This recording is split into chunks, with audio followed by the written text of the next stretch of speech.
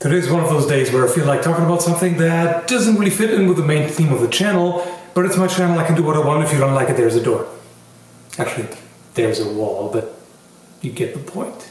Today I want to talk about the 90s, and specifically what I love and hate about the 90s. Now, there's going to be a bias, because I grew up in the 90s, and I have rose-tinted glasses to an extent, because you know, when you're a kid, there's a lot of fun things to do, and that was before I hit major depression in my teenage years, so everything was pretty good for the most part. I'll start with things I love about it.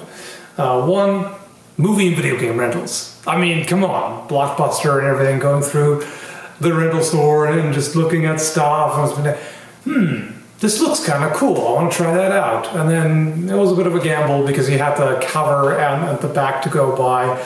And sometimes you got really awesome stuff, and other times you got a steaming pile of goat poop.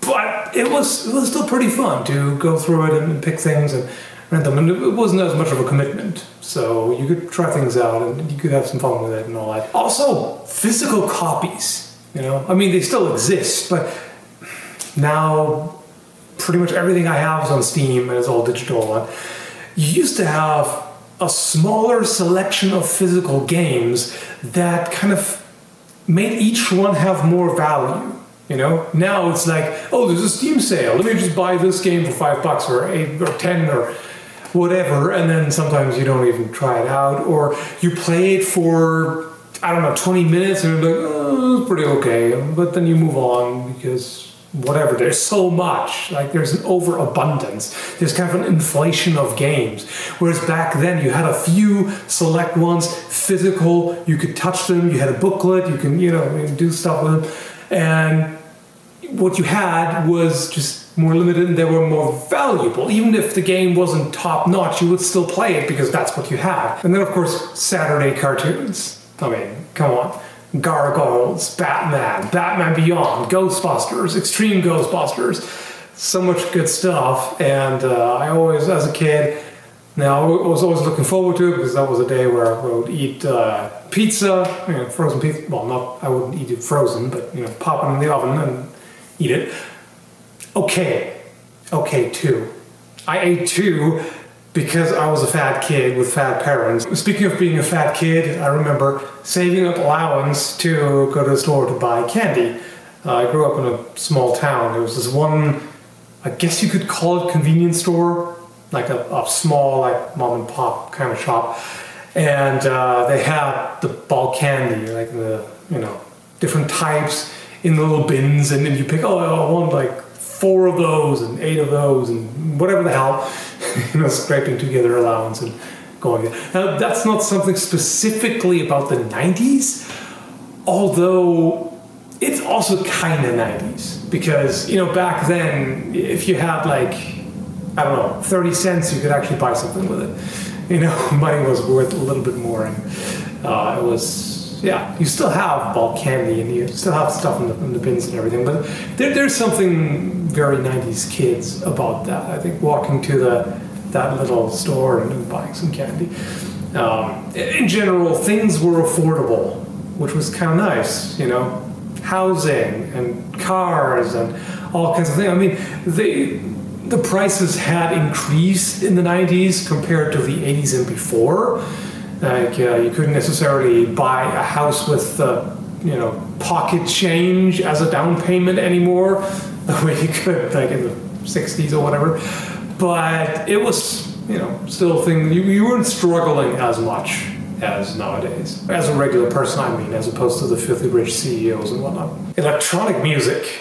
Now, there's still awesome electronic music, but it's just kind of, there was a lot of mainstream sort of pop and electronic music in the 90s that was actually pretty good.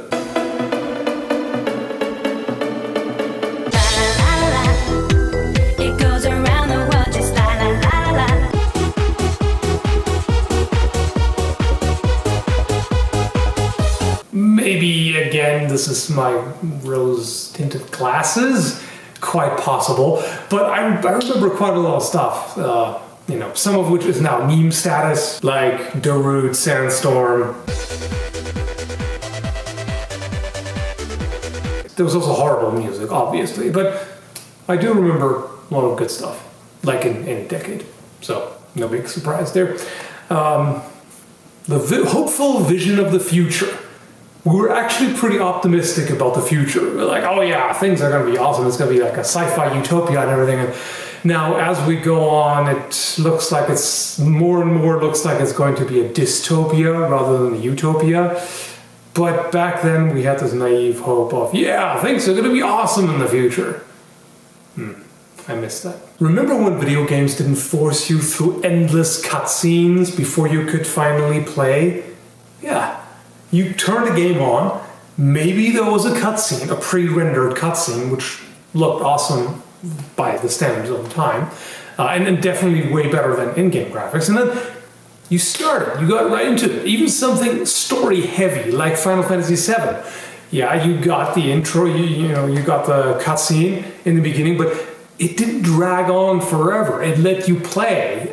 Whereas now, games are, okay, pre-rendered cutscene, in-game cutscene, characters go blah, blah, blah, blah, blah, blah, blah, blah. Then it forces you through a tutorial where it's like, press start to open the menu, and all of this bullshit, which just drives me nuts. This makes me feel old, yes, but oh boy, there are way too many games that just force you through all this nonsense until you're finally able to take 3 steps and then the next cutscene starts. It's and lots of cool collectibles. One thing I remember is Monster in My Pocket. Now, funnily enough, I didn't actually have the little figures. I had the sticker album, and I don't know what happened to it. The last time I remember it was like 15 years ago. I have no idea what I did with it, where it ended up. It would be kind of cool to still have it, but that was kind of cool. I actually learned something about mythological creatures in that, because there was a lot of info about them, and then you get the pictures. I didn't have that many stickers for it. I just got a couple of packs, and then whatever happened. But it was pretty neat to collect this stuff. There's so many other things, collectibles. Now, it still exists, of course. I kind of wish they brought back Monster in My Pocket. It was pretty neat.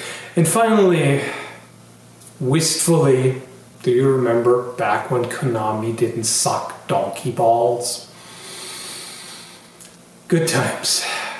Good old times. We could look at the Konami logo and you were like, yep, there's no way this is going to be garbage. This game is going to be awesome.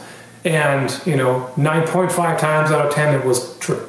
Now, yeah, Konami. Oh, Konami, what have you done? So let's move on to things I hate about them. I say hate because a lot of it I didn't hate at the time because I didn't know any better, but now I'm like, oh boy. Although the first one is something I already disliked back then. Laugh tracks. What's in the box, Willie? I'm fine, Alf. How are you? Somebody cracks a joke and they just insert the oh. It's like, we need to know that this was supposed to be funny. They did that for everything, no matter whether or not it was genuinely funny. So, just annoying. The other thing, most of that I didn't realize at the time, but the cheesiness. Pure, unadulterated cheese. Now, a lot of people like that, and maybe you could argue it was intentional, but oh man, I cannot, like most of the stuff, I cannot rewatch now. I mean, some of it still holds up. Gargoyles and Batman Beyond, for example, is still awesome, still holds up. But Captain Planet, I liked it back then, and the message was good and everything, and it could have been like, I wish they made a serious or more serious remake of that. That would be pretty cool, but yeah, it was dripping with cheese. Not again. Is he exercising? How do we stop the song? You mean this song? The one that blows people away?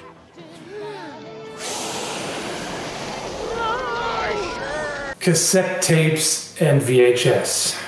Now, there were some good things about it. I remember recording songs off the radio and then, building up a custom library. that way. But the problem was always you always missed a bit of the start, and then at the end you got a bit of the next song. And then of course with some songs they would be cut off like in the middle or somewhere because the tape ends, and then you have to flip around and continue on the other side, or either play the entire song then or just skip the rest. And of course having to rewind stuff and not being able to easily skip to the next song, you would have to manually go through and all of that. And then of course sometimes the tape would come out and you have to roll it back up. It was major pain in the ass. Not to mention the horrible audio quality by nowadays standards. Tiger handheld games and other crappy gizmos. This was just... When I got one of those, I was already aware of the existence of the NES. I didn't have one at the time, my friends did.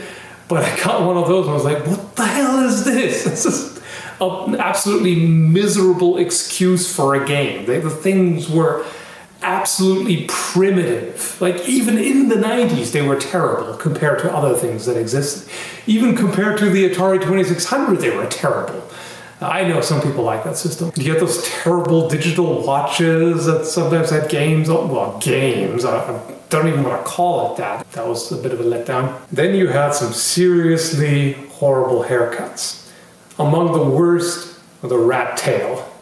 It's pretty much the only thing worse than a mullet. I mean, who could ever think this was a good idea? And the funny thing is, I remember in the 90s, we were looking back, or at least I did, was looking back at the 80s and thinking, oh, the 80s were so cringy and campy. Am I glad that we're better now? Yeah. So naive. You still have plenty of judgmental people, don't get me wrong, but it was even worse back then. Like, if you wanted to dress alternatively, the way you like, rather than just cookie cutter stuff, yeah, you'd be ridiculed in school, and then people would be, judgmental douche canoes. And I mean, sure, at least we were beyond like the Dungeons and Dragons moral panic of the 80s, but there was still some remnants of that. A lot of people were either total squares, or they were like radical dude, like the whole surfer culture and everything. There was still, oh man, so much cringe. Yes, I do realize the irony. I complain about people being judgmental while judging a lot of things in the 90s. Yes, sue me. And well, the sword market was not as good in the 90s. Better than earlier, but Albion swords, for example, came into existence in 1999, and at that point they were still retailers. They didn't make their own swords. Cult of Athena, I'm not sure. I don't think they existed in the 90s, but I can't tell you for sure. But either way, we have so much greater selection now, much more variety. HEMA is way more of a thing now. In the 90s, you would have been hard-pressed to find a HEMA school. There was SCA and such, of course, but historical martial arts really became much more popular in the recent decade, let's say. And finally, boy bands. Do I have to say any more? No, I do not. Now, of course, there's plenty more things. You could talk about this decade, or any decade really, for hours. And let me know what you think. What are your favorite and least favorite things about the 90s, if you remember them? I know I have some younger viewers who are like, what are you talking about? But yeah, let's chat a little bit about it. I don't mourn the passing of the 90s too much. I mean, I have nostalgic memories, but I also realize that there were problems. Like with any decade, of course. Anyway, that's enough for now. Thanks for listening to my rambles, and have a good one, folks.